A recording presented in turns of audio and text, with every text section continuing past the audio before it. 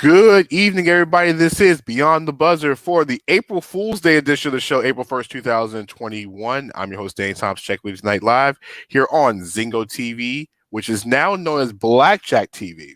So we're doing I-95 Sports on Blackjack TV. And no, it's not April Fool's joke. And neither is the two guys that are on the show with me tonight. The man to the right, my compadre with the three-point conversion, also UCF's best beat writer, the best beat writer that no one knows about, that should be known about. My tag team partner, the axe to my smash of demolition, Mr. Student of the game himself, Mr. Kyle Nash. Kyle, how you doing, my friend? Excellent demolition drop. And by the way, I said I was going to be late for the show. April Fool! I'm here, bitches! Wow! And the guy to the bottom, if you remember Demolition, they did have a manager. I think it was Mr. Fuji. The guy he's not the size of Mr. Fuji, but this guy does run everything behind the boards. The guy that runs all of everything for Blackjack TV, I-95 Sports, and everything else in between. And also our super producer, the ever comparable Mr. Bobby Blackjacks. How you doing, sir? Hello, gentlemen. How are you? Great. All right, so let's get this out the way. Yes, the Nets are destroying the Hornets right now by 30 points in the third quarter. That's all we'll discuss about this game right now. All right, to other scheduled programming and news. I got one question for you. I'm on record to say, we needed a big, so I don't mind LaMarcus Aldridge because we needed a big, right? We knew we were getting him or Drummond, correct? Well, okay. Now if we go out and get JJ Redick, come on. I think at a certain point, unless someone gets injured, I think, keep it the way it is. Develop some of the younger guys like you've been doing. Let's go. Let's move on. Let's go. But I don't see JJ Redick. Oh, he wants to come here now. Then okay. I'll answer. Kyle, you want to answer first, and I'll go behind you on this one. I'm going to take one of these. Is like, listen, LaMarcus Aldridge being there, if that's the thing, I mean, anything that stops them from giving up 140 points in a night is an improvement, right? I mean, can we be clear about that? I get that Harden and company can chuck it from the cheap seats and do all the scoring that you want. And if they're winning a game 130 to 120 instead of losing 130 to 140, obviously it's an improvement. And I think LaMarcus Aldridge can do that. Now, are they going to do anything silly like, I don't know, put him up against AD and think it's going to work? But yeah, no, I mean, this makes them a lot more viable to get out of the East. I'll give them that much credit, sure. I mean, to that point, the Nets are the complete favorite in the East. I mean, how much fire? I mean, even though Blake Griffin and LaMarcus Aldridge are on the downside of their careers, they're still two viable guys that can help the Nets. I mean, as we watched last night, Blake Griffin, when he gets his knees activated and going, he got oiled and going, he can play. The thing is that he just can't do it every night because his body's not going to be holding it. It's not going to be held accountable. LaMarcus Aldridge is 35 years old, so you have to taper your expectations. There are guys in this roster, correct, that need to be developed, and Nick Claxton's been really, really good since he's been inserted into more playing time. Now, the whole thing with JJ Redick is kind of an interesting story.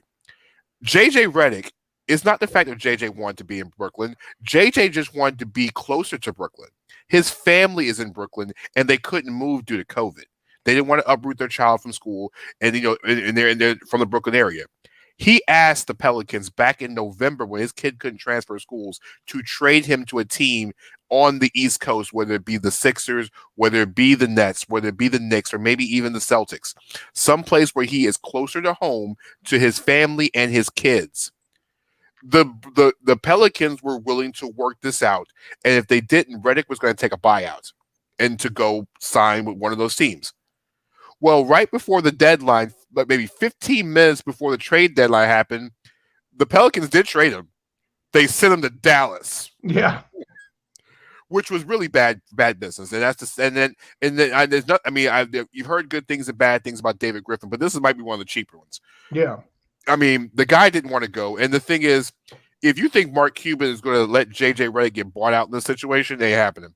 The Mavericks need all the arsenal they can get because three-point shooting is very rare in this league. And guys who are veterans and play hard are also even rarer.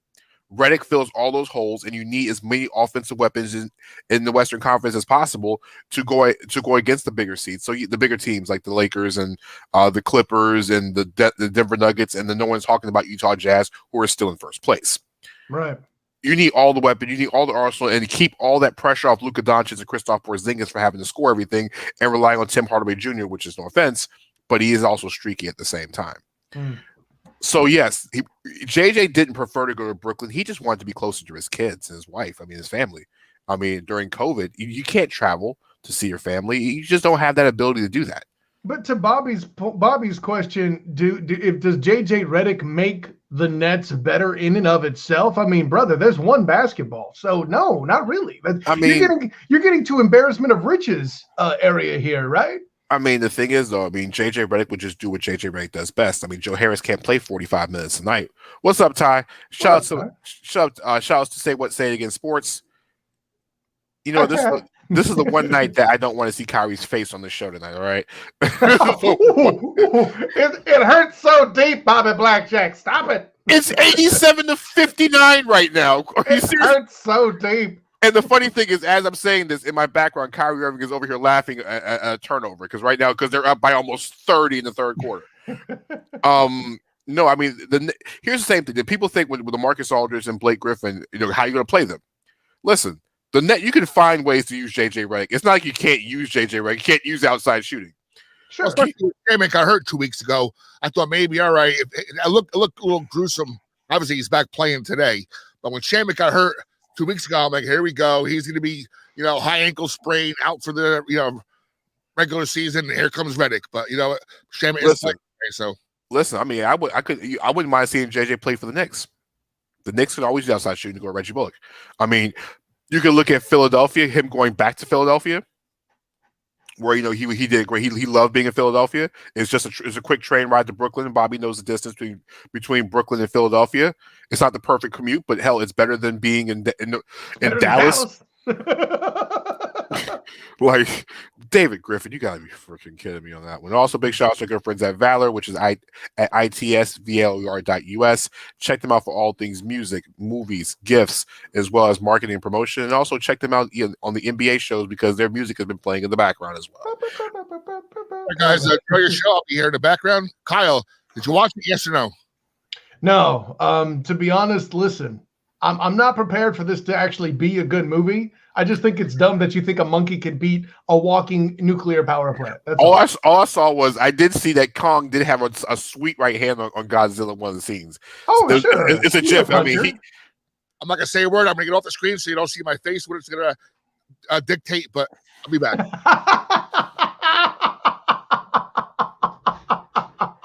Gotta love Bobby Blackjack. Bobby Blackjack. Oh, wait, there's the Valor sign. Boom. Okay. Yes, go check them out at itsvalor.us. Like I said, check them out for marketing and tell Jay we said what's up as well too. Also, if you're just like my man Ty, you're in the chat, Google, YouTube, Facebook, all the other different streams, Facebooks and all of those. Yes, say hi. That way we can post on air. We're not afraid to say hello and speak back as well too. All right, Kyle. We got the NBA section out of the way because the NBA buyout season is in full effect. We saw LaMarcus Aldridge sign with the Brooklyn Nets this week. He's making his debut tonight. I wanted to ask you real quick, like the whole concept of Drummond in LA with the Lakers coming up. I wanted you to just comment on that briefly, if you don't mind, for those of us who are basketball training, so to speak. I mean, listen, they were probably my learning Baby Yoda, but the whole thing with this is Andre Drummond made his debut last night for the LA Lakers. Yay! Andre Drummond also hurt his big toe last night. Yeah, Jesus. All right. Like if I don't know if I want to call it karma at this point because we don't know the extent of the injury. All we know is that they brought him in, and right now the sources out in LA are saying they're optimistic on how long this guy is going to be out.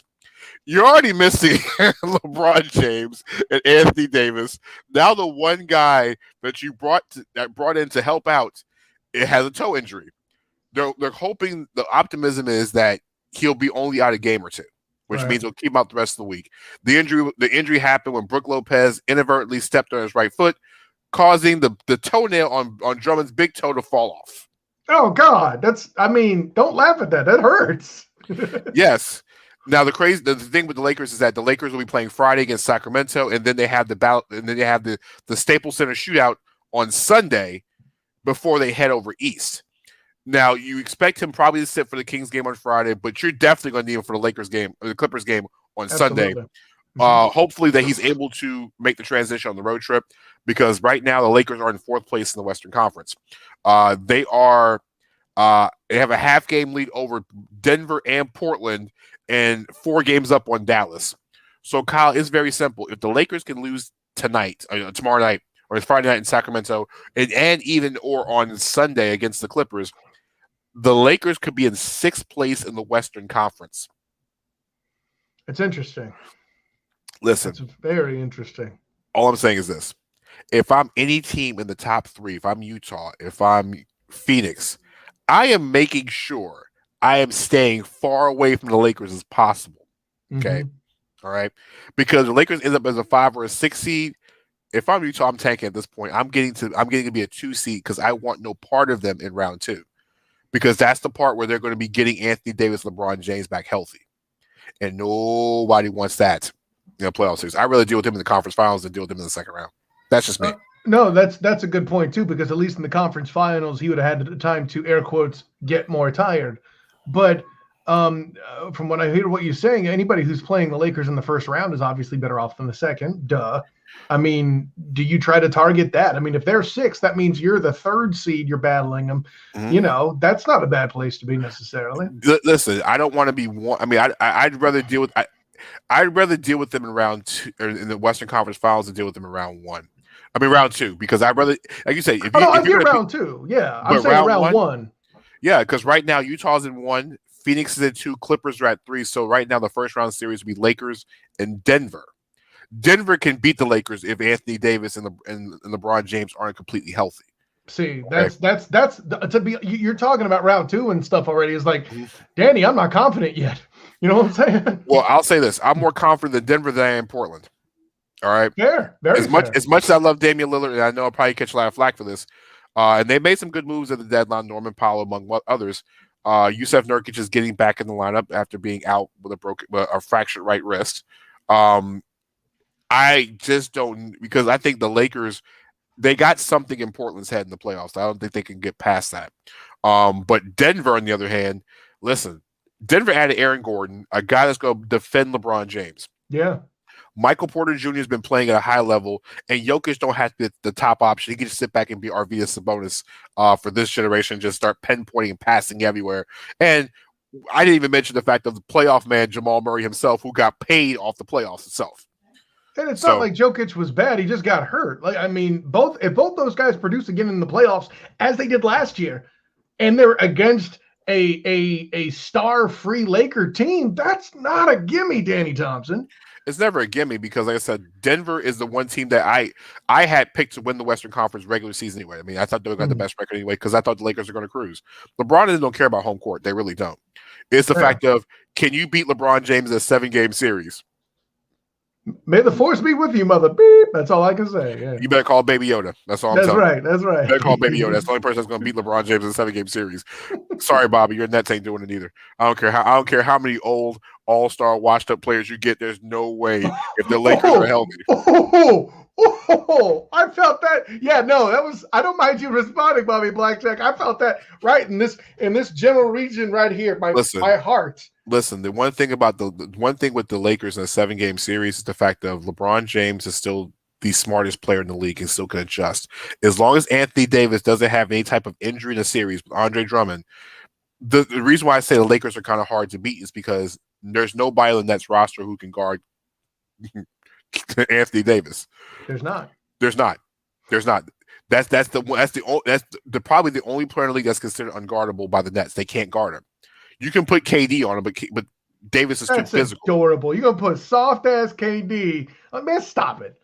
You're not putting. I mean, you can put Jeff Green on him, but that's not going to work.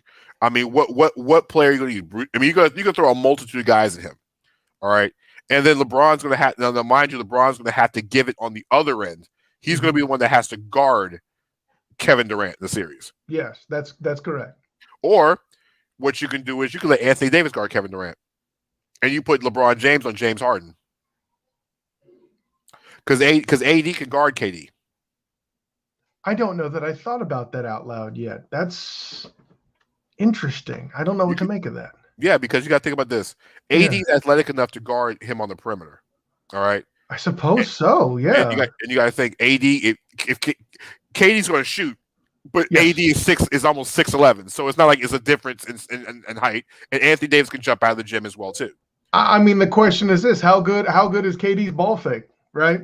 I mean, KD's the best offensive player in the league, but I also would take Anthony Davis defensively as well too, and that allows LeBron James to take James Harden, because that matchup. And that's the heart of the Nets offense, is making sure James Harden gets out of the offense, which means Kyrie Irving's going to have to beat you in a 7-game series. And as much as I love Kyrie, I don't know if he can do it for 7 games. That type of consistency in 7 games. I don't know. Now, mind you, the Lakers might have to throw Alex Caruso, Michael Cooper. They might have to call, I don't know, Jerry West, the ghost of Sasha Vujacic, Smush Parker. I don't know who they're going to get. Rodney DeFos's next door neighbor. I mean, Derek Fisher does coach the LA Sparks. They might call him out of retirement. I don't know who's going to guard Kyrie Irving in the series, because Avery Bradley's not there anymore. And if I got to leave with the KCP, even though he is taller, Kyrie's going to kill him. But I mean, and like I said, what are you going to put Kevin Durant on LeBron James this entire series? I mean, that's a defense.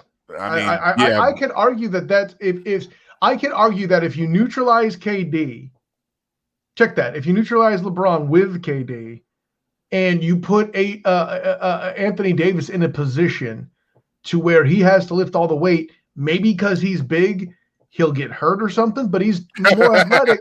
Yeah, I know. We saw it last year in the Miami series. They tried to take out LeBron, and AD just destroyed Miami the entire series. Yeah, I mean, I like Bam Adebayo too, but damn, that's not fair. It's not fair. Like I said, the Lakers have it's a different type of team. Now, Brooklyn is, like you said, mentioned before, Kyle, they're 140 points waiting on a nightly basis. But the problem is, if you could defend that offense, now if they got a JJ Redick, they have lots of offensive weapons. Blake Griffin, if he gets his knees welled up and start dunking, LaMarcus Aldridge has that mid-range game. They got the offensive thing. The talent is the fact of ironically, Frank Vogel is the most experienced head coach in this series against Steve Nash. That's interesting. Frank Vogel's got the coaching edge over Steve Nash. I thought I'd never say that. Speaking of coaches' edges, Kyle, listen, today has been a sad day. As a person that bleeds Carolina blue, yes, the retirement of Roy Williams today was heartbreaking. We can confirm it's not an April Fool's joke, right? No, it was an April Fool's joke. Okay, just saying. No, it was April Fool. I thought it was in the beginning, but when you saw the University of North Carolina and every other national source quoted that Roy Williams had stepped down today as head coach, it's not like that random picture of George Kittle in a Jacksonville Jaguars outfit. This is actually real. Which I thought was freaking hilarious. I saw it and laughed. I'm a Niner fan. I'm like, y'all gotta know better. This ain't real. Stop it. But see, Niners fans just lose their mind over this. But North Carolina's Roy Williams has stepped down. The guy who's got the court named after him at Chapel Hill. Mm-hmm. It just seems, Kyle, to be surreal, because the last moment of Roy Williams at the Smith Center was him kissing the court after beating Duke in their final home game on senior night. Wow. That was kind of like a prelude to what was going on, but no one really knew. I think in one of the sadder moments, not the fact that Roy's leaving, I think during the press conference today, Roy said that he was only going to step down one of two ways. It was either when his health was going to be the issue, or the fact that he felt like was not the right man for the job. And for somebody that's won 3 national championships and I think 18 years in North Carolina, a guy who's won over 900 games as a head coach, when he feels that he's not the right man for the job, that just tells me where college basketball is right now. The transfer portal, Kyle, is looking like the NFL free agency market. Wow. Kyle, as of right now, there's over 1,000 players, probably 1,200 Division I players in the transfer portal right now, with over 500 players in Division II in the transfer portal. Now, Kyle, what does that mean? The transfer portal is allowing guys to get instant eligibility anywhere.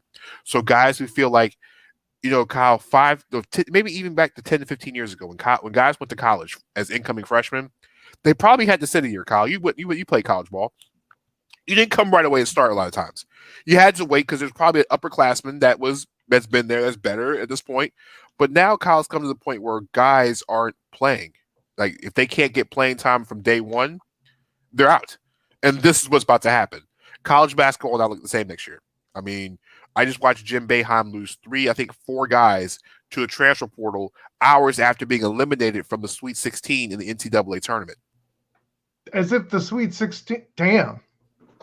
It was just minutes. It was just moments afterwards. Jeez. And it's like, I know coaches change. We watched Chris Beard leave Texas Tech to go to in-state rival Texas. Yeah. But now, mind you, Chris Beard is a Texas alum. It is what it is. We saw Shaka Smart basically be told, go interview somewhere else. AKA, if you don't go, we gonna fire you. All right. Losing the first round with the Aberdeen Christian was basically your last straw. Please.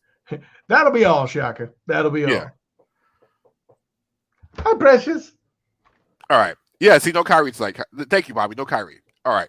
And it's 92-70. All right. In the beginning of the quarter. I know. But no, I think Kyle, I'll be honest with you, the transition of the older coaches in college basketball, Kyle, that we grew up on college basketball is about to change. I think that I'm not going to say Coach K is next, but I think Coach K is going to be pretty soon.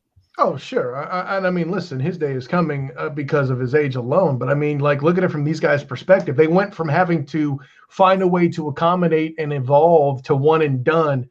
And now somehow or another, it got even more volatile. I don't blame him for stepping away. I got to be honest. If you think about this, Roy Williams the last 2 years, Kyle, has had 6 transfers and was it 3 or 4 one and dones. Roy didn't have that in the 15 years before that combined. And you got to try at that age to go around, travel, and recruit these kids. Man, no, that's not a simple gig. And Roy's not a one and done type of coach. Roy's a guy that likes to develop talent. Carolina wins their national championships not because they get one and done talent. They have experience-laden teams. That's how North Carolina has always worked the system. All right, long story short, so who's on the list of candidates? North Carolina arguably is like the best job in college basketball. No offense. Carolina's one of the 5, my main man, Deshaun Tate, a good friend of the show. We were talking about the Blue Bloods. And Kyle, in college basketball, there are 5 Blue Bloods, and they're all because the colors are blue. It's North Carolina, it's Duke, it's Kentucky, it's Kansas, it's UCLA. Those are the 5 Blue Blood jobs and arguably the 5 best jobs in college basketball. Carolina is now open. Reports are saying that guys like Hubert Davis, who was one of the lead assistants for Roy Williams, and former, of course, Carolina great. Everybody knows Hubert Davis. Played in the NBA with New York Knicks, ESPN at one point, but he's been on the bench for the last couple of years as Roy's lead assistant, is the front runner for the job. Steve Robinson, also one of the assistants, has been under Roy Williams for forever. He coached at Florida State for a few years as well as Tulsa, is also a candidate. And former player, Wes Miller, who was the head coach of UNC Greensboro currently right now, has led UNC Greensboro to the NCAA tournament 2 of the last 3 years, was part of Roy's national championship in 2005 as a walk-on, and a disciple of Roy Williams, is also being considered for the job. Go ahead, Kyle. You're telling me a lot of stuff that's interesting and useful, but when you're coming to me and saying that Hubert Davis, his top assistant, is the next in line for the job, I get skeptical. Let me tell you why. If the climate of the college basketball world is such to take the guy who has the 3rd most wins of all time in the damn sport as a coach, where he says, I can't do the job anymore, are one of his disciples really the best next choice? Because how are they going to do better in a world where developing talent isn't the way to go when that's what they've been taught to do? Good point. But remember, just like a lot of the programs, you look at Ohio State in college football, you look at Michigan. What is the one thing those programs always do, Kyle, when it comes to hiring coaches? Alumni, usually. They keep it in the family. Mm-hmm. When Dean Smith retired, the next head coach was his lead assistant, Bill Guthridge. Mm-hmm. Bill Guthridge basically was hand given the job right after Dean had retired. When Bill left, the guy in line was former player Matt Doherty, who was part of the pipeline. And then Matt Doherty's departure, which led to Roy Williams being basically summoned home from Kansas. Or you have one blue blood program to go to another one because basically he was summoned home. ET phone home, Roy Williams go home. Oh, yeah. I mean, I'm hearing all that, but so basically what you're telling me is, well, that's the way we've always done it. Okay, well, we about to deal with some pissed off fans potentially. Well, I think in the folks that bleed blue, I think that staying in house is normally what's going to happen. Okay, right. I don't think there's going to be any out of box hires. I don't think Mark Few from Gonzaga, even though, I mean, Gonzaga's probably, I mean, he's got it made in Gonzaga. He could be Coach K in Gonzaga. He could be Dean Smith in Gonzaga if he wanted to. I mean, arguably, if you leave Gonzaga, you better be leaving for something that's going to pay you, and North Carolina can do it. I don't think Jay Wright's going to leave Villanova after turning down NBA money for years, and also the fact of he's doing the same thing at Villanova that Mark Few is doing out in Gonzaga, and pretty much can run the ship. There's going to be talks of Brad Stevens of the Boston Celtics once again, because Brad Stevens was under Roy Williams at one point in time. I think he got his graduate degree from Carolina. I think it is. All right. I don't think Brad Stevens will leave the Celtics in the middle of a playoff race, no matter how much North Carolina gives him to take the job. Me either. Outside of that, Kyle, any other coach that you bring in here will be way over their head. Now, there's talk about Jerry Stackhouse, who's a former Carolina player at Vanderbilt. He's 20-37 in 2 years at Vanderbilt. Yeah, it's not going to happen. He ain't ready for this job. Jared Haas, one of Roy's big assistants, lead assistants, is at Stanford. Okay, coaching at Stanford. Stanford ain't won nothing. All right, and Gerard Haas has no ties to the state of North Carolina. All right, get it, got it, good. So no matter how smart my theory may be, the point is there's not a candidate that would fit the bill at any rate better than the blue blood option. I mean, the thing is, if you're bringing in somebody, you better go get somebody. Fair. This is no, you don't go get a I mean, I've heard the coach from Loyola Chicago, Porter, I can't remember his last name, but they were talking about him at one point being a potential candidate. Carolina better you don't go to Loyola Chicago. You better get Gus Malzahn or somebody like that. I get it. You don't call it. See, it's not UCF going to get Gus Malzahn. No. That's like Clemson. Basically, let's say if Dabo decided to leave Clemson, for example, to go somewhere else. Right. You don't go hire Arkansas State's head coach to go run Clemson. There's no way you do that. I mean, you just don't. You don't go that far down. There's some good coaches out there, but Kyle, this is the job. This is not the job you want to go and say I'm going to go get a second tier head coach. No. Yeah, no, the fans will lose their minds, no doubt. Yeah, and I think you would be going a little too far out of your way to be concerned about the pedigree. Yeah, it's I'm with you on that. When Tubby Smith, who won a national championship at Kentucky, lost his job, they went for Calipari. They went and got Calipari from Memphis. Yes. Okay, because you got to go big name here. So that's the one thing. So Kyle, speaking of big names, Kyle, say it's the first day of baseball season. Yay! All right, my New York Mets. The Mets had a good and a bad day. The good news is Francisco Lindor has basically signed the rest of his career to be a New York Met. 10 years, $340 million that was signed late in the evening last night. And still less money than Bobby Bonilla. Listen, the funny thing is Lindor's contract will run out before Bobby Bonilla's $1 million payday runs out. Jesus. Bad news is the Mets' opening 2 games have been canceled postponed due to COVID. Baseball's already 0-1 when it comes to COVID on opening freaking day. And I thought it was going to be funny to report that there was a postponement, but it wasn't due to COVID, and then the Mets had to go and F up the rotation. Well, I mean, the Red Sox game was canceled due to rain. It was postponed. I think they play a doubleheader tomorrow. But Kyle, it still didn't beat the best 2 moments of the day. Moment number 1, the New York Yankees losing opening day to the Toronto Blue Jays. I'm sorry, the destined Florida Blue Jays, because they play in Toronto anytime soon right now. All right. Oh, Mr. Mets off, okay. But Kyle, the best part of the day today was in Detroit between I think it was the Cleveland Indians and the Detroit Tigers opened up opening day at Comerica Park, Kyle, in the middle of snow. They play opening day in snow, and Kyle, it was tapped off by Miguel Cabrera hitting a home run, Kyle. But the problem was he didn't see the ball land. Cabrera hits the ball and takes off running like he's running for a double, slides into second base to only be told that he hit a home run. Hey, you're good, Cabrera. Oh, come on! He gets up and starts trotting around the bases. One of the best moments of the do. All right, ladies and gentlemen, that's as much baseball we're going to talk this week because guess what? The Yankees lost and the Mets aren't playing tonight. All right, Kyle, let's get about something that is playing, and that is the National Football League. And Kyle, today out in your neck of the world, UCF had their pro day because this is going to lead into NFL offseason. So, Kyle, talk about UCF's pro day today. First of all, I am glad as heck to say, donning mask and all, that I was there in person for UCF's Pro Day. And I got to tell you, a couple guys made a very shocking appearance for the UCF Knights. Some of the names included Trey Nixon, obviously Marlon Williams, Otis Anderson, the running back position, Greg McCrae, and on and on. But really the name that surprised me and everybody is apparently Jim Warrior Jacob Harris. Now, in the past, I've seen him do some things, physically. There are catches he's made where, like, he's twisted this ways. Back when you could actually interview the players face-to-face and not be on a Zoom call all the time, I've actually had to ask Jacob Harris if he's on Pilates or something.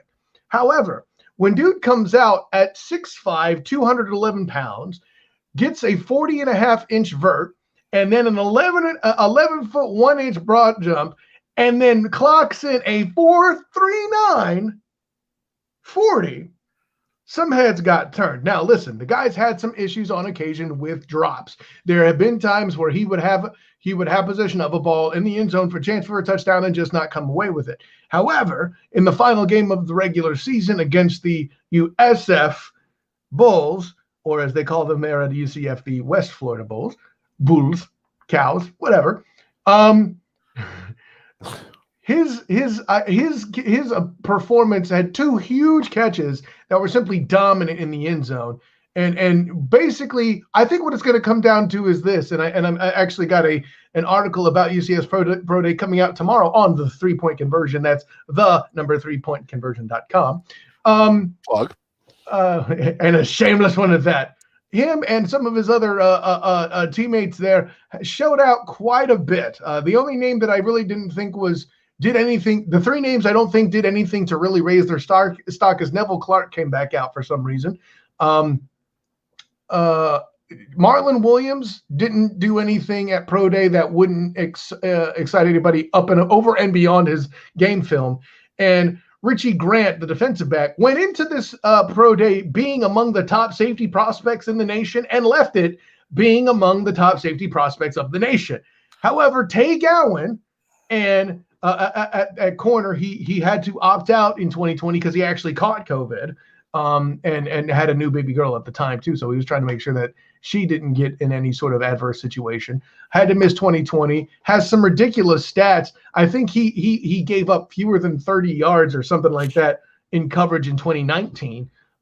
Came out, had a 4.47, I believe, showing that he still has speed, hasn't had any long-term effects from COVID, and showed out pretty well in drills, being able to track and follow and catch the ball, all that other good stuff that you like to see in a Pro Day. And hey, listen, if Trey Lance can get hype, why can't Trey Gowan? So, yeah, a lot of good stuff going on there at Pro Day. Also, look for Greg McCrae. May not get the draft, but certainly could be somebody like an Adrian Killins type to get some looks for possible contribution as an undrafted free agent. Denny Thompson.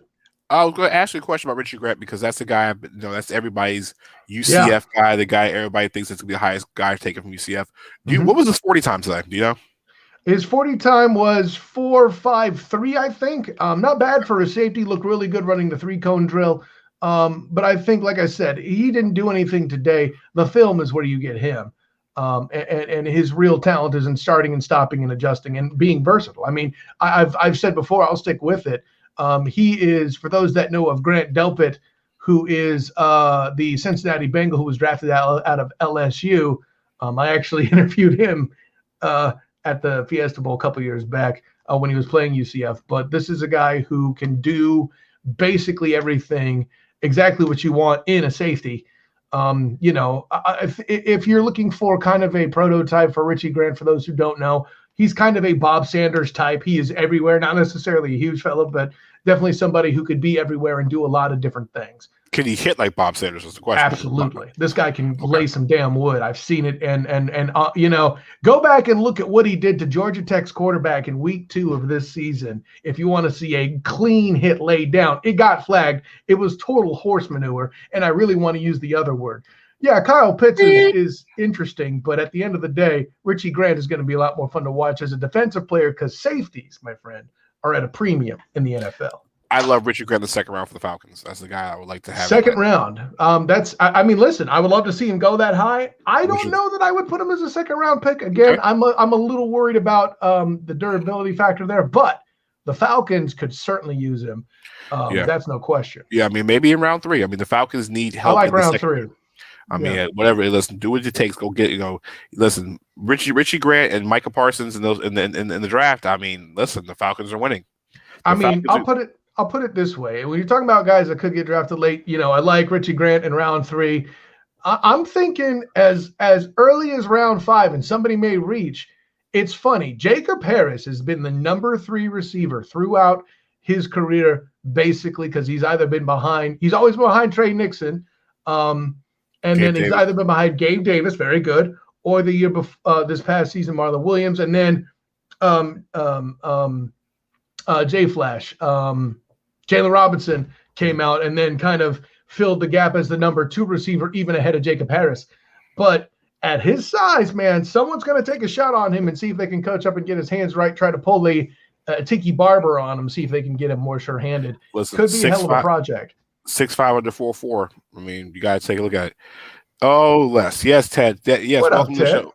Ted, welcome to the show because yeah, we Yes. all know. Ted may be the late-night parent, but when it comes to talking sports, he's going to say to me that I'm the daddy. Moving on. No, listen, he's only on here trolling because the Nets were up by 18 with 4:40 to go in the fourth quarter. All right. Hey, man. We're not seeing Ted for any other reason otherwise so you can troll the show tonight because the Hornets are losing tonight. My whole thing is they were up 30. Why are you slacking? Anyway. I mean, it's 18 points and the Hornets the Nets just scored again. Never Another mind. three-pointer. It's 21 now. Exactly. Speaking of things that happen in threes, there were trades that happened in threes this week, Kyle. Yes. Kyle, it's funny how we haven't had much movement in the first round with draft picks over the last few years, in trades. But the San Francisco 49ers and the Miami Dolphins and the Philadelphia Eagles decided to say, you know what, let's make a deal. All right. So in the past week or so, you saw we started with the San Francisco 49ers basically handing the Miami Dolphins a ton to move up from 12 to 3 in the draft, and with the 49ers all intention of drafting a quarterback. Well, the Miami Dolphins say, you know what, we kind of like 12, but we like the Philadelphia Eagles pick at 6, so you know what, we're going to take that one in the process. Mm-hmm. Now the Dolphins, Eagles, and the Niners have all swapped picks in the last week, Kyle. And as we look over here, look into the upcoming draft, Kyle, I know you're a Niners guy. What was your impressions on them moving up with the Dolphins with all the draft capital they gave up to get a quarterback? I'm not a fan, right? I mean, I'm not somebody who thinks that Jimmy Garoppolo is the best quarterback in the NFL. I think you could certainly make a strong argument that he's in the top half, but he's in the middle of the pack, right? I think you're going to hate this analogy, but just roll with me on it for a bit. I think that Garoppolo is crossed to what I call Matt Ryan status. He's not elite enough for him to be, somebody that you would put his poster on your wall, unless you're Danny Thompson. But he's too good to get rid of like this. But to John Lynch's credit, the GM, he's decided, listen, he's moving. It certainly seems like they're moving off of him. Yeah, I know. Oh, Jimmy Garoppolo's our quarterback. Yeah, fine. They always say that ish. What I'm trying to say is they're going to move off of him or at least force him to compete in some way, shape, form, or fashion. And frankly, I'm not a fan. They've needed wide receiver talent for some time. Can you name me a single receiver that plays for the 49ers, Danny Thompson? Well, Deebo Samuel's out there. Okay. Brandon Not exactly what I call him barn burner. Listen, I like Samuel too. I think he's a great player, but he's not something that's going to change anybody's life. I mean, Brandon Ayuk, we didn't see much of him as last year, but Brandon Ayuk's also in the receiving core as well too. And then you have the ultimate weapon, George Kittle. Right. So everything is Kittle and Juszczyk, the fullback. Right. They need receiver help way more than that. So unless, unless they're going for a certain Alabama. I know you know who Brandon Ayuk is, Mike Patton. That doesn't count. Come on, General. First of all, also not an elite NFL receiver. Can we please deal with this? Anyways, but at the end of the day, I can make a lot better arguments than quarterback if you're truly trying to get the 49ers to compete this year in the postseason, right? I'm not saying their O-line is bad, but you could certainly polish it a touch. You could certainly get a receiver pretty good. Maybe there's a certain, I don't know, Alabama Heisman Trophy person, maybe run his maybe even one could argue Kyle Pitts at this pick. I wouldn't, but you could. So, I mean, maybe they're going to run an ace formation. What the hell? Like, the fullback's already a main target. Let's do that. But I'm not a big fan of them doing this because it pretty much commits that they have to go for a quarterback to be, what's his word, considered competent. But then again, I'm not gonna question John Lynch, right? Now, I don't mind moving up, but they gave up an awful lot of draft capital. They sure did. They gave basically swapped ones this year, gave up 2 additional ones and a 3rd rounder. Like the Dolphins got away like the Canary share. I mean, they got away with a lot for this pick. And from my perspective, the 49ers have like this. If the 49ers moved up 9 spots to draft Mac Jones, that's a mistake. Now, first of all, I know that's been floated out there, but I'm in the prevailing school of thought that a couple other guys that are out there as well. I think that's a trap. I think that's a smokescreen. I really don't think that's going to happen. I'm hoping it is, because if they moved up 9 spots to get a guy, they could have got 12 anyway. Good point. If Mac Jones was your guy from day one, you could have got him. You could have even probably switched with Carolina or maybe even Denver if that was the case. I don't see. I don't know. To me, moving up to 3 sounds like it's either if the Jets don't take Zach Wilson, which could potentially, I'm just not saying it's likely, but just to say they decide not to, it's either Justin Fields or you really want to reach and get Trey Lance at this point. I just can't see Mac Jones. And even watching some of the film from the Pro Day, and I'm going to be honest with you, I'm not big on Pro Days. All right? I don't blame you. Pro Days are basically the same ways. When I even watch NBA guys in their tape, when I remember when Anthony Edwards had his workouts on ESPN2 nationally televised, is a bunch of cone guys in the drill. That does nothing for me. Okay. A controlled environment, watching Zach Wilson, that was a great throw across his body 70 yards to a guy down the field, perfectly fine. All right, do that in the real game. But I saw Sam Darnold do that against the 49ers defense in a live game. Good man, Danny Thompson. Excellent response by you. That's how the hell it should be done. But yeah, no, and I think the general there put something about Jalen Hurts, which, I mean, I wouldn't be disgusted by that. But again, to your point, Danny Thompson, that's an awful lot of capital to give up for a damn receiver, right? I mean, if your receiver's the guy, and the 49ers, you said the 49ers have needed a deep threat. I get it. Even at 12, Jalen Waddell is coming off an injury. He would be there at 12. The kid from Minnesota, which called Rashard Perry, may be there. There are plenty of guys that could have been there. I'm just not sure if that was the right draft capital move up, because there's not a Julio Jones in this draft. No. Now, if you look at the measurements of Jamar Chase and Devontae Smith, the Heisman Trophy winner, they're not 6'5". They're not going to out-jump you. They're not DeAndre Hopkins size. You know, I think Smith barely weighed 170 pounds soaking wet. Okay. All right. Get this man a biscuit or something. All right. Give him some rice-a-roni.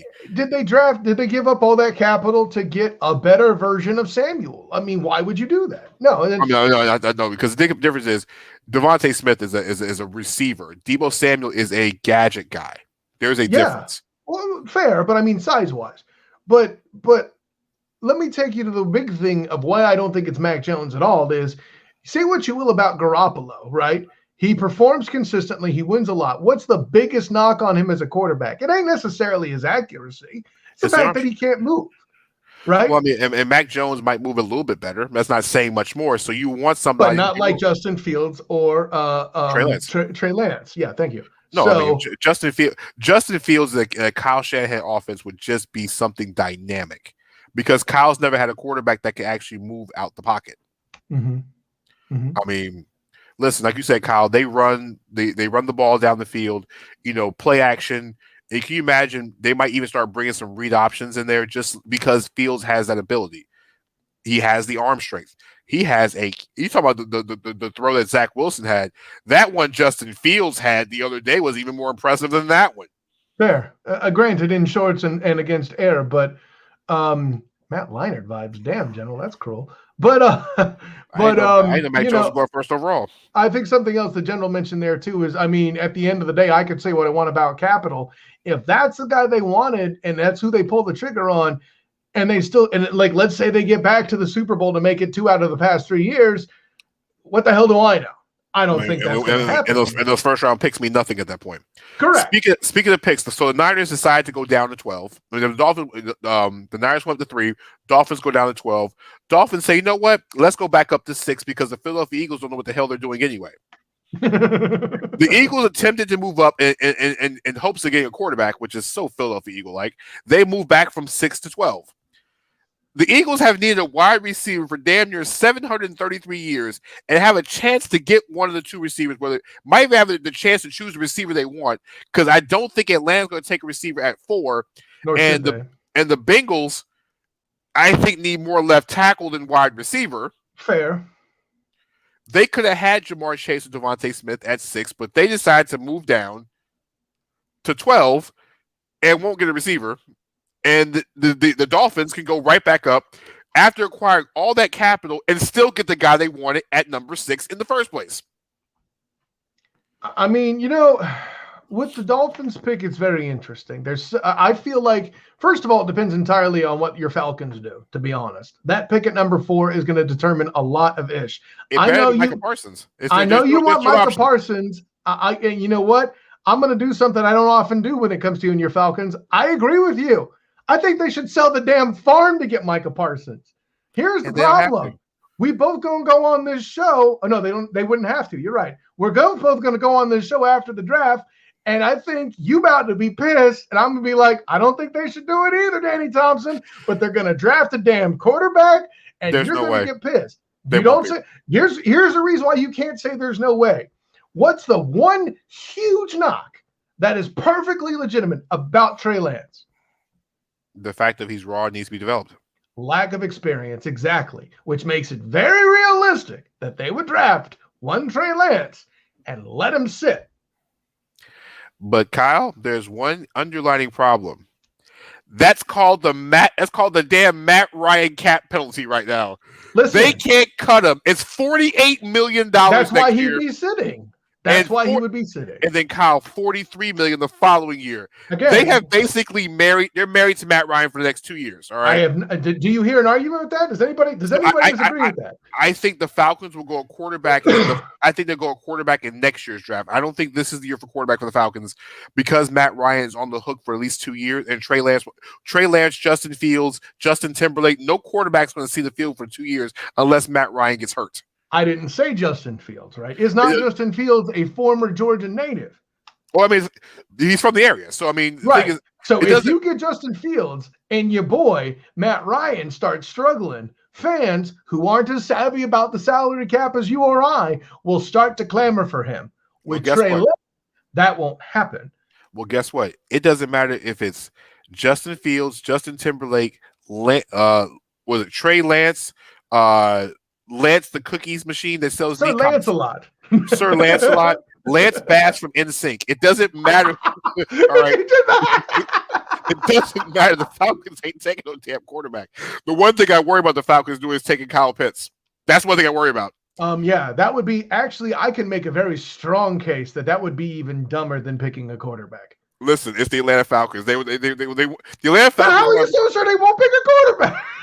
The Atlanta Falcons want to be the football version of the Brooklyn Nets so bad to be able to outscore everybody we can't play a damn like a defense to save his life. They already do that. Why the hell do they have to draft for it?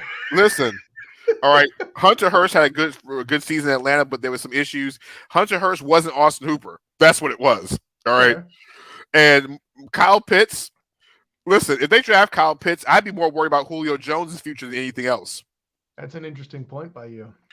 I mean, because Matt Ryan is something you're not going to get rid of, okay? It's damn near – Matt Ryan is 37 years old with a $48 million cap hold next year. Ain't no – I mentioned before. And that's after him signing it down a wee bit, too, if I remember correctly. No, they had adjusted – they adjusted $24 million and put that on the next 2 years as cap.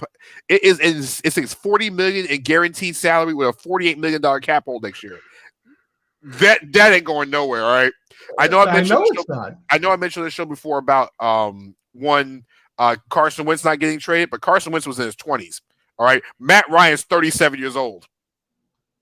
And he's not getting Tom Brady to a contender. No, I get you. Listen, I'll put it this way. There's two reasons Trey Lance isn't necessarily a bad idea. A, if he's asked to sit for a year, no one's offended by it, him included. B, the old man is going to start to deteriorate and prove for a fact that he has no business being a first ballot Hall of Famer in the next 2 years. And I'm kidding. But actually, it's a very real possibility that he will start to deteriorate as a 37-year-old. And I get it. But then guess what? You let Matt Ryan deteriorate this year and then go draft a quarterback next year. Well, if he gets hurt, then what? Listen, one thing about Matt Ryan, knock on wood, he's been pretty darn durable. He has been, but he also hasn't been 37. Listen, Matt Ryan's missed 2 games in the last 10 years. And I respect him. Listen, as much trash as I talk on Matt Ryan, I respect him. I just don't think he's as good as you think he is, and that's okay. Listen, Mike, you can go find a capologist. You can go find a dentist. That Matt Ryan contract ain't going nowhere. Unless there's such a thing as caps on teeth, so that's a good transition. I like yes, that, exactly. But you can call any capologist. Unless the NFL salary cap goes straight to the high horses, Matt Ryan is going to constitute almost 25% of the Falcons' salary cap next year. Hey, here's a segue. I bet I know why it might not. What, they cut him? No, because they're finding a way to add another regular season game onto the schedule. And Kyle, you know what? As we transition, yes, the final segment of the show for the last 5 minutes, Kyle, we added a 17th game in the regular season, and no, we're adding a 17th game, but no Mount Rushmore tonight. Since we're adding the final segment of the show tonight. Kyle, the NFL is playing a 17th game in the NFL season, and guess what, Kyle? The most interesting part about it is these games have nothing to do with games of the division. They're interconference matchups with all the teams at home being AFC teams this year. Right. And the reason why they're doing it that way is because some idiot decided it was a good idea to have an odd number of games, and that week 17 piece is going to alternate, or at least so long as they have 17 games. Yes, so it's good. We're getting 17 games for at least the next 2 years, and pretty much going forward, the AFC will host the 17th game this year. The NFC will host it next year. Mm-hmm. I'm sorry, fans who are females of NFL teams. Now this pushes the Super Bowl back to February 13th. So if you thought you were getting attention for Valentine's Day, you got Super Bowl parties to deal with now, because the NFL season in the Super Bowl will now be February 13th, the day before Valentine's Day. Hey, listen, all the veterans out there that have had a loved one for an extended period of time know the day to do Valentine's Day ain't actually on damn Valentine's Day. But I digress. Yeah, but no man was also thinking the Super Bowl was going to be the day before Valentine's Day as they get ready for the Super Bowl parties, because COVID might be – hopefully COVID's gone so we actually have real-life Super Bowl parties this year. One could only hope, Danny Thompson. Yes, but Kyle, what are your thoughts on the 17th game this year? At first I was just patently against it. And to an extent, I dislike it for the reason that guys that are on the outside looking in, trying to make a roster spot, undrafted guys that have to deal with usually getting not getting their due because they probably went to a G5 school, are now continuing to suffer for it as they're on the outside looking into a roster. And now their fourth game where they could probably possibly prove themselves to break in and get a roster is now gone. But that being said, when you're transitioning a preseason game into a full season game, the ones who are the main losers are the starters, theoretically, right? The normal run-of-the-mill football player who really wants that extra game check that they're now going to get since it's outside of the preseason, no one's accounting for them here. But what I will say is this. If the NFL really wanted to usher in some goodwill as they did this, they could have added another bye week. And I think that's the case, Kyle, because I want to say I don't think the NFL players get a game check for the 17th game. If I'm, no, yes, they'll get 1/17 of their salary if they're on the roster of the game of the 17th game. So yes, it does give them one particular game check. So yeah, as long as they're on the roster on that 17th game, they do get one extra game. Here's the thing. Like to your point, Mitch, the guys that are fighting for roster spots are going to be one. But like you said, the guys that when you prepare for a preseason game, That preparation week is completely different than the regular season game. Oh, 100%. And I think that's why a lot of players complain, because guess what? Those weeks, that's another week of hitting. That's another week of contact. That's another week of full-fledged contact. Because, Kyle, in preseason, you can kind of let your star players and the guys that are your regulars not take as much punishment in preseason. Like, you can kind of... It's more spread out. Yeah. Like that fourth preseason game, most of those stars were in shorts. That's right. That week, and maybe get 1 day of hitting, because guess what? That last week is kind of like a week off, kind of, sort of. The NFL didn't do any justice by giving these guys a 7. They should have gave them an extra bye week. If you're going to add a 17th game, at least give them an extra bye week. Just give them one full-fledged bye week across the entire league. Because from the NFL's perspective, if they have that second bye week already in place, what actually sets the table for nicely? For them to get that 18th game they've been friggin' lobbying for over the past however long, while also trying to preach player safety. Well, here's my whole thing. If you give them a 17th week, what you do is everybody has their bye week on their regular schedule week, but then we take a week off in the middle of either between weeks 8 and number 9, and you give everybody a full week off. Ooh, that's an interesting point. Yeah. Just give them like a mid-season all-star type of break. They get a week. Or let me split the difference with you on that. A middle of the season, blessings, Danny Thompson, a middle of the season bye week for everybody, except for the teams that had a bye week previous or one after, so they don't have them right together, because that would be some bull. No, what you do is you basically, if you have a week 10, let's say, for example, you do week 9 and week 10, there are no bye weeks in week 8 and week 10. So if the bye week is if the league-wide bye is week 9, nobody has a bye week in week 8, and no one has a bye week in week 10. Like you said before, to make sure nobody has to take 2 weeks off in a row. There you go. You don't want that. If it's a mandatory bye week, what you do is you have bye weeks through weeks 3 through 7. That's another way to do it. And then you have bye weeks. What is it? If it's week 9, then you start week 11 through week 15, and you finish up the byes those weeks. You pay people plenty of money to do this. You can figure this out. Well, but I'll say this, for all the trash we're talking, heck, the general even mentioned Damian Adams talking about it being the fourth member of Destiny's Child. Maybe you never missed that member of Destiny's Child. I respect that, General, but ain't no way that fourth member of Destiny's Child brought in that as much revenue as this extra week will in game check. Well, listen, the NFL owners better hope for full stadiums, because if you have tarp on the stadiums and that 17th week, it ain't worth it. Well, that is certainly hard to argue with, my friend. But Kyle, I don't know. Actually, I don't know what the television money looks like either, to be honest. Listen, television, people get extra weeks because guess what? It's all interconference matchups. I'm just happy the Falcons are playing the Jaguars. Yes, you are. That's an excellent point. Oh, they'll have to deal with George Kittle. Yeah. If George Kittle plays double time, I'll ever see that. Kyle, before we check out here, any shout outs before we check out here tonight? Listen, shouts out to all the volunteers out there at the various testing sites helping to administer the COVID vaccine. I had my first shot on Tuesday, thanks to Orange County, Florida's Mayor Jerry Demings opening the floor and setting the tone for the rest of the state, I might also argue, for those 40 and above to get their vaccine. I mean, I'm not old enough for that to be a thing for me. So I got my vaccine on Tuesday. And so shouts out to all the people that are working there. And even if you're not volunteer, shouts out to you as well. I've heard some crazy ass stories that they were telling me about people trying to put on some girls in their 20s put on wigs to try to pretend to be older than they were to get a vaccine. Someone got their foot run over because they were trying to get in to get a vaccine when they weren't supposed to, or I don't know, whatever. Just like, don't be stupid and get your vaccine, damn it. Bobby, any quick shout outs before we go?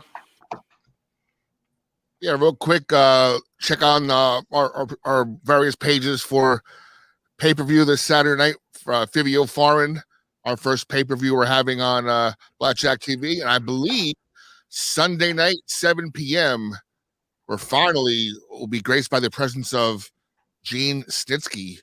We're going to do a live Q&A Easter night. Just get the ball rolling on his show. Nice. Hopefully he doesn't powerbomb me in the process. All right, big shout outs to everybody in the chat. Of course, Mike Patton.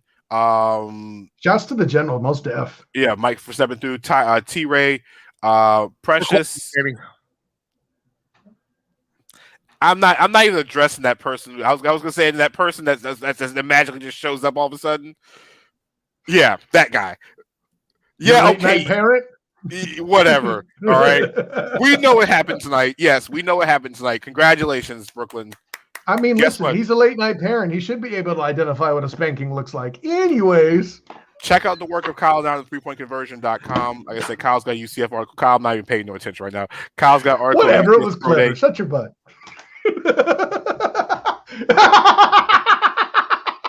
Like I said before, check out Kyle's article, UCS Pro Day, whatever, on the 3pointconversion.com. Check out the YouTube page. Like I said, I'm going to check over Hornets post games going on right now. Bobby's, like I said, has got everything with the pay-per-view. We'll be posting it all over everywhere else and throughout social media. And check out Gene Snitsky, hopefully powered by Bobby, because he is a Brooklyn Nets fan. For myself, Bobby Blackjack, and the student of the game, Kyle Nash. Ted, why are you doing this to me tonight? I'm Danny Thompson. Listen, I came up even with that clever thing on your behalf. Now you're just beating. Come on, man. Stop squeezing blood from the stone, Ted. Come on now. Listen, we'll check you guys out on Thursday night. Stay safe, and everybody please wear a mask. Catch you guys later.